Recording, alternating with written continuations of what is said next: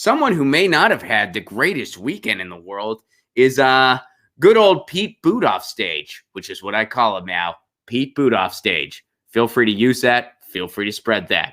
All right. Why do I call him that? Well, because this happened. Check this out. This is kind of music. With a president this divisive, we cannot risk dividing Americans' future further, saying that you must either be for a revolution or you must be for the status quo. Let's make room for everybody. People didn't like that. There's a couple of his fans. I like how they're focusing on his fans, but look at everybody else. This is our one shot, our one chance to defeat Donald Trump. And there is an American majority that is unified not just in who we are against, but in what we are for. Because we are for higher wages. If you can't understand what they're saying, they're chanting Wall Street Pete. I like how C-SPAN spends a lot of time focusing on his little cluster of fans instead of the majority of who was in that audience. Most people were booing. First of all, you saw a lot of Bernie signs more than anything else, and a lot of people, not even just Bernie supporters, but others as well, were booing. And they started a Wall Street Pete chant. If you couldn't hear that that's what they were saying, that's what they're saying. They're saying Wall Street Pete. Wages and the empowerment of workers. We are for honoring our troops by putting an end to endless. Even his fans are kind of bailing. Look at that. Like, even his fans, some of them are like, yeah, I don't know. Maybe. Is it too late to us? I mean, we haven't voted quite yet. Is it too late? Maybe we can go somewhere else. I don't like that guy. Look at this guy in particular. Here, let me use the mouse. This guy right here. He's eyeing up all the other campaigns going like, yeah, maybe I should jump ship. Maybe I made the wrong call here. I don't know. I think, is that the Bernie camp over there? I think I might go over there. I don't really like what this guy's saying. Here we go. Good job, Pete Buttigieg. Way to go. So that's what happened to Pete Buttigieg over the weekend, which, I first saw this Saturday night right after our show in Tucson, Arizona, which that's kind of a fun thing, having a really fun show and then going back and seeing that. And as a result of this, Pete Buttigieg, I got to get better at Pete Buttigieg, his campaign, not a big fan of a free and open press. They're really not fans of that. Here's a couple things that happened. First, we're going to start with Jordan Chariton and Status Quo. That's Jordan Chariton's company. I'm sure a lot of you guys are familiar with Status Quo. Status Quo. They're on the ground in New Hampshire right now, as is the Convo Couch, which is Craig Pastor-Dardula and Fiorella Isabel and Johnny Tsunami on the ones and twos. But so let's start with Status Quo. Fox News actually published this piece. Check this out. Progressive journalists say they were harassed by boot-off-stage campaign staff at rally. We've never dealt with this even at Trump events. That's what Jordan and company are saying. A pair of progressive journalists alleged that they were repeatedly harassed by staffers for the boot-off-stage campaign at an event in New Hampshire, including an attempt to physically take away their pre-approved press credentials. Status Quo co-founder and reporter Jordan Chariton and video journalist Jamal Jones attended the campaign on Sunday night in Nashua, New Hampshire. All right, so ahead of the event, Chariton and Jones were interviewing attendees in the line outside. Chariton noticed they were being followed by boot-off-stage field staffer Julia Filder, who went on to eavesdrop on the interviews, which went on for roughly half an hour. Chariton told Filder, you're not being subtle, to which she responded, I know. Live tweeting the alleged harassment as it was happening, Chariton shared a clip showing Filder walking alongside the journalist while he was interviewing an attendee. Filder did not respond to Fox News' request for comment. Okay.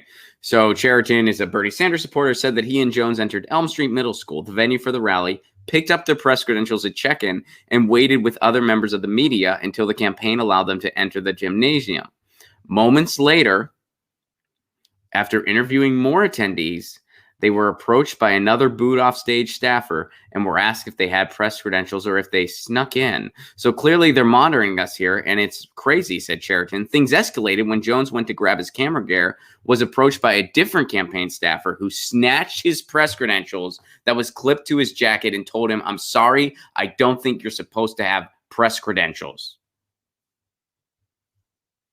I felt like I was singled out, Jones told Fox News. I'm not sure whether it was because of the company I work for or the color of my skin.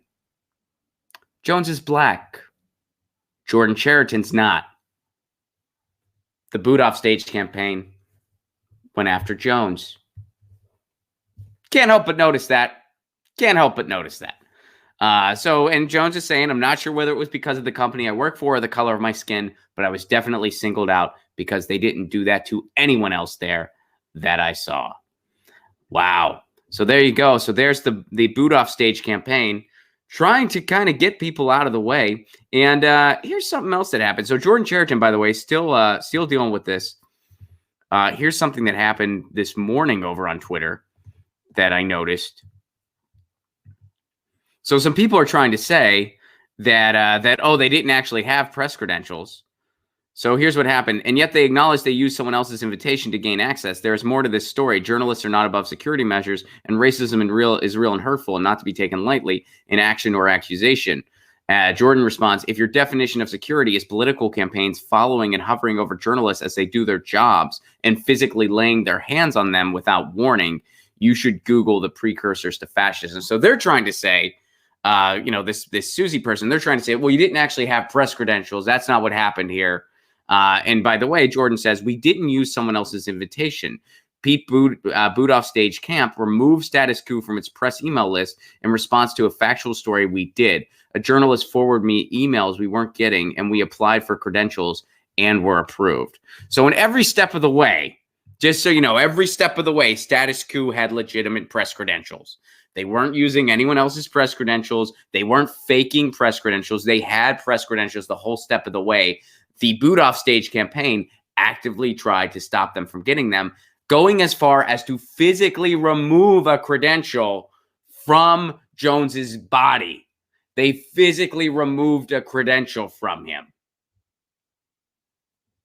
And it happened to him. It did not happen to Jordan or anyone else. Wow. So that's the boot off stage campaign. Now, here's something else that the boot off stage campaign did recently. Now, full disclaimer, I do know all of these people personally. I do know Jones and Jordan and Status Quo. I do know the Convo Couch. I know the Convo Couch in particularly well because I used to be roommates with Pasta, and I am very friendly with everybody that works for that show because I know them. We live in the same neighborhood. We met a couple years ago. But this happened to Pasta. Now, I'll say this too, man. Pasta, Craig Pasta Dardula with the Convo Couch. I've known him for a couple years. In the couple years I've known him, I've seen him get mad, I think twice. Like, I was actually thinking about it this morning. I've seen him get mad like maybe 2 times. He does not get mad often. He gets impassioned a lot. Like he's very passionate about, like issues and stuff like that. He's a very passionate journalist and what have you. But as far as getting mad, I think I've seen that like 1 time, maybe twice. And he's the type of dude, because it's so infrequent, when he gets mad, it's kind of scary because you're like, whoa, this dude never really gets mad. Wow. And it's also because of that. It's a little funny, like a little funny, and I say that because what I'm about to show you is totally not funny. It's actually an assault on press freedom. Totally. But I might laugh at some point. And just so you know, I'm not laughing at the situation. I'm laughing because I know this dude and he never gets mad. And you're thinking, Ron, this isn't really, yeah, it's totally not funny. I get that. But we've all had that friend. You've had that friend where it's like they never get mad. So when they do, it's a weird mix of like scary and slightly funny because like, they never get mad. It's kind of because like when people that never really get mad, it's so out of character that it's almost like you feel like they're figuring out how to do it as they go.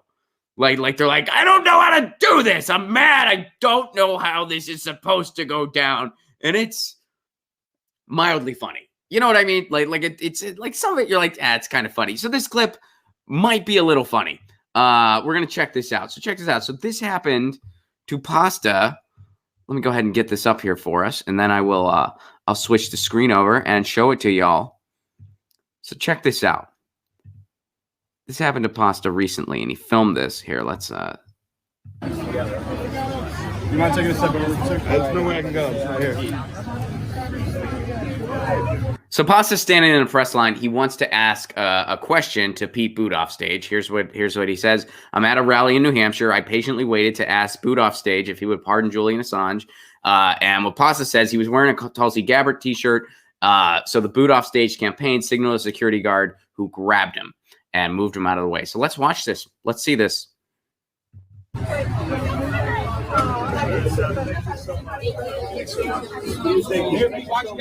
Mayor Pete, will you pardon Julian Assange? Will you pardon Julian Assange? Pete, will you pardon Julian Assange? Pete, will you pardon Julian Assange?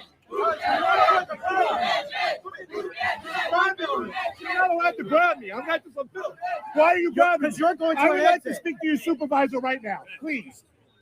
Please, let me go. I would like his supervisor right now. What's your name, sir? Calm down. No, he was grabbing me and throwing me out of the way. You're going to an exit that you're not. I was going this way. I have a trespass. It doesn't matter. You can't You're go not allowed this to way. grab me and touch me. No, I want his name. I want to speak to him. By the way, that's the worst thing you can do when a situation is heated is tell the person to relax. Just a rule of thumb. When someone's heated and look, he was being forced away by someone with the boot off stage campaign. All he was doing was asking a question. You heard it. You just heard him. He's just asking a question.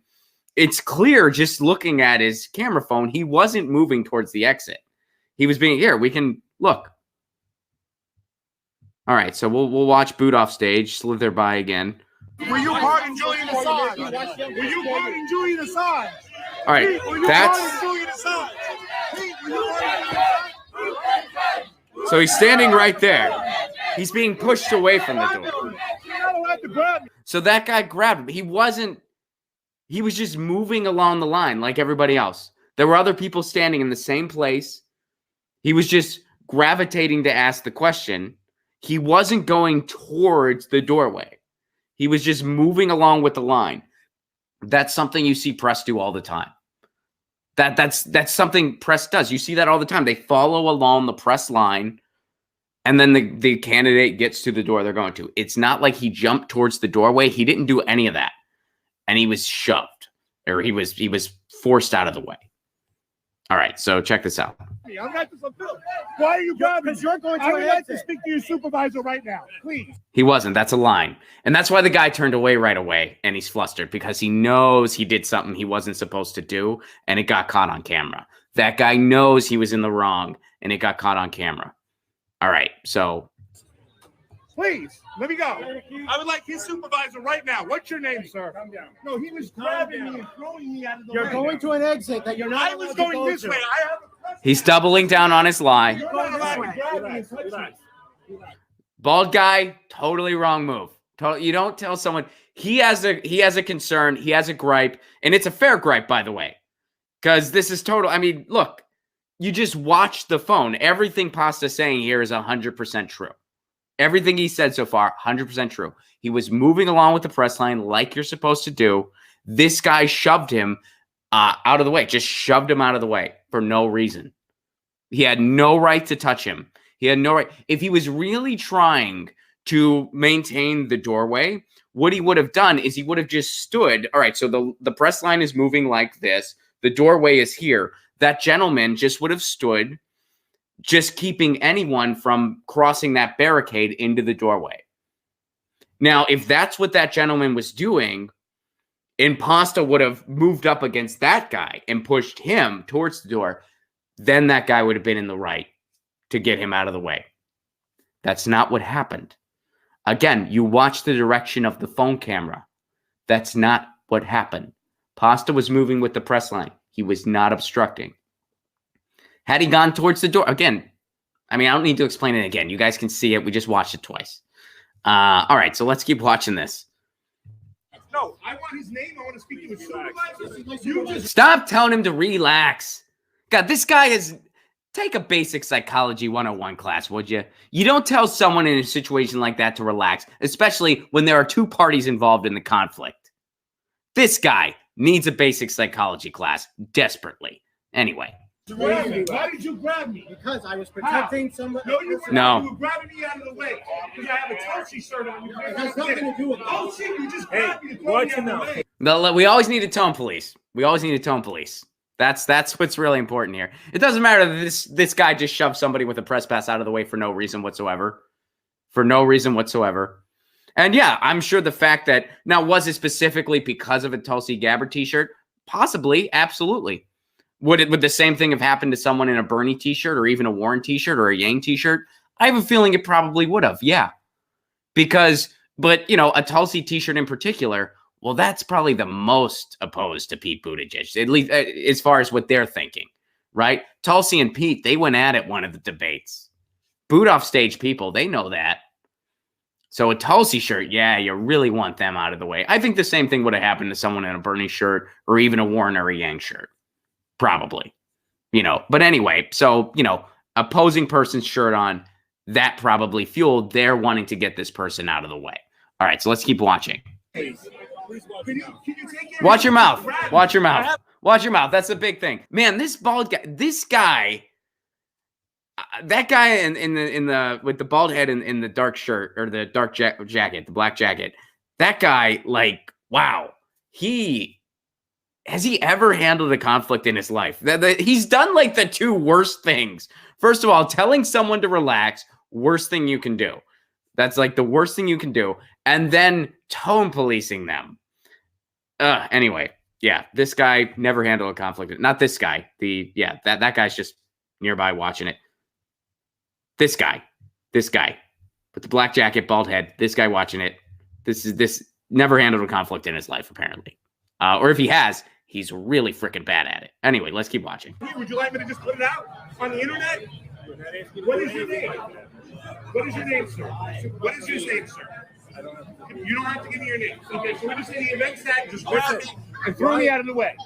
Like he said, he was I was over here. He just grabbed me to throw me out of the way because he didn't want me asking a question.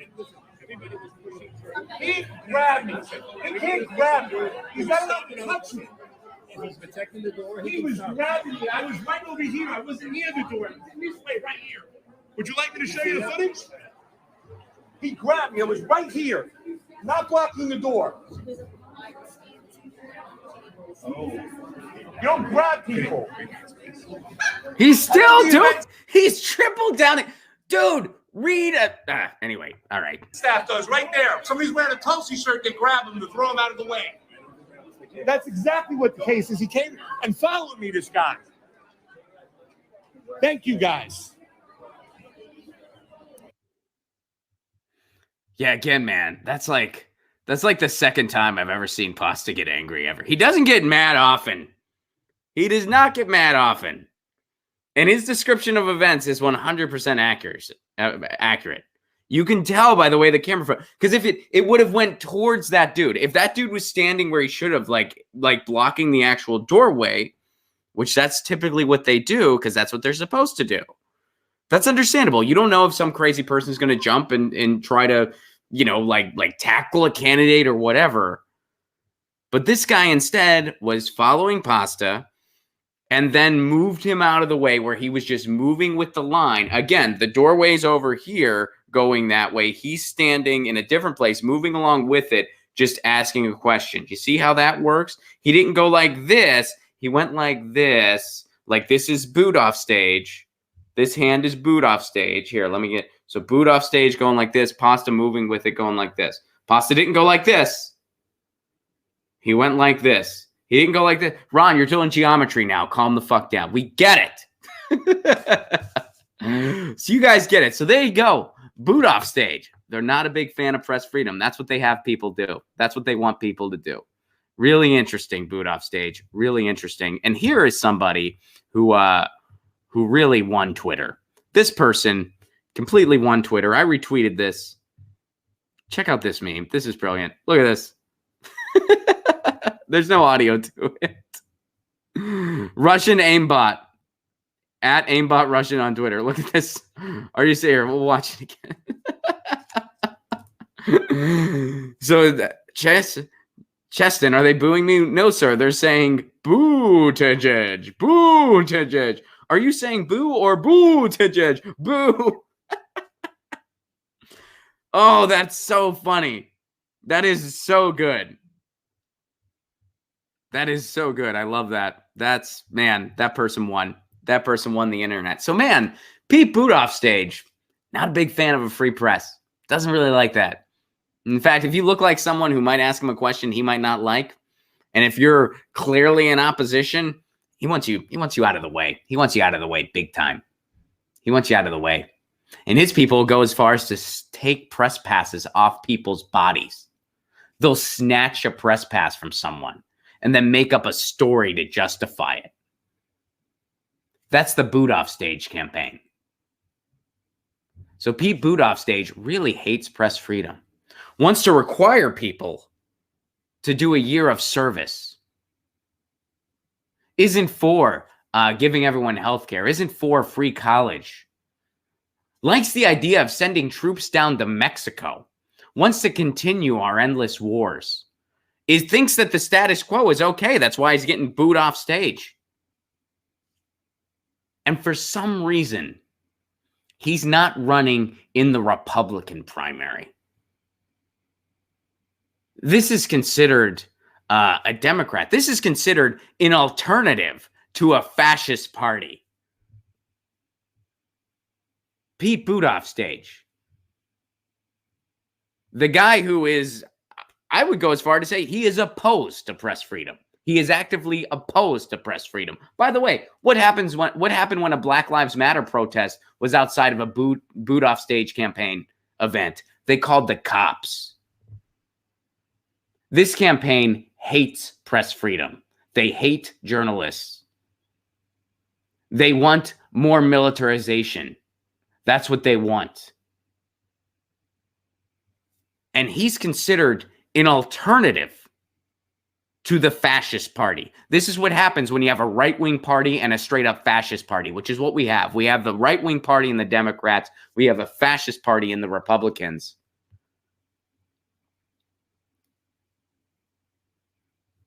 He belongs in the Republicans. You can't even call him right-wing. He's a straight-up fascist. Pete Buttigieg is a fascist. And remember that if you're going to go vote for him. If you're going to go vote for Buttigieg, you're voting for a fascist. You are voting for a fascist. And you're voting for Trump pretty much. Because that guy Trump would go nuts on this guy. And he'd lose. Buttigieg would lose. Buttigieg would lose to Trump. So whatever high hopes you have, you can go ahead and get rid of those high hopes.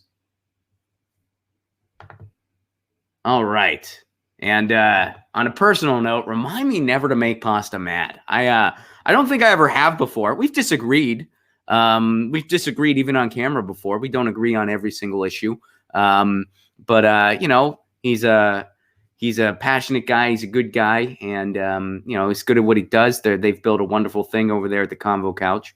And, on most things, we are aligned. We have some disagreements here and there, like most people, But remind me to never tick that dude off. I bust his chops a lot. Maybe I should. Maybe I shouldn't. Man, remind me not to tick that guy off ever. That was, it kind of said, like, you see what I mean, though? It's like he was figuring out how to get mad as that was going on. Like, he's like, I'm mad. I better say a curse word. I don't get mad often. I'm figuring it out as I go. And then it probably helped him get mad that, again, that dude, and I'm sorry I keep saying the bald dude. I just don't know, like, how's the bald dude in the black jacket? Like, I don't know what else to say about that guy. Like he was in a black jacket and whatever. I just don't know, like that guy never handled a conflict. The fact that guy did everything wrong in handling, don't tell someone to, like, that's the worst thing you can do. And there's this book I read recently by a guy, a psychologist named Christian Conti. It was actually a really good book. It was called like Walking Through Anger. And he talks about why, and the analogy he made was so brilliant. And I forget what it was off the top of my head, but he's like telling somebody that like telling somebody to relax when they're angry. It's like telling someone, I forget the analogy he made, but it's like telling someone who's grieving at a funeral to be like, stop being sad. Like that's what it's the equivalent of. Like, no, they're angry and something channeled their anger. There is a conflict. There are two sides to the conflict between this person and the other person. And the other person was in the wrong. I mean, again, that video evidence is very clear. Pasta did nothing wrong in this scenario. That guy did everything wrong in this scenario. And so did the guy in the black jacket. Anyway, yeah, that's a different topic for it. But if anyone, calm down. Watch your language. Learn how to de-escalate a situation if you're going to have that job. That guy should be fired on the spot. Because I'd imagine he's security of some form. He's totally unqualified to do that. Totally unqualified for his job, that guy. Beyond unqualified. Anyway, all right. So boot off stage. Bam. Get your news on with Ron. Don't you want to know what's going on? We're getting our news on today. Get your news on with Ron. Don't you want to know what's going on? We're getting our news on today. Yeah, yeah, yeah. You can tweet me an article at Ron Placone. We'll go through it together and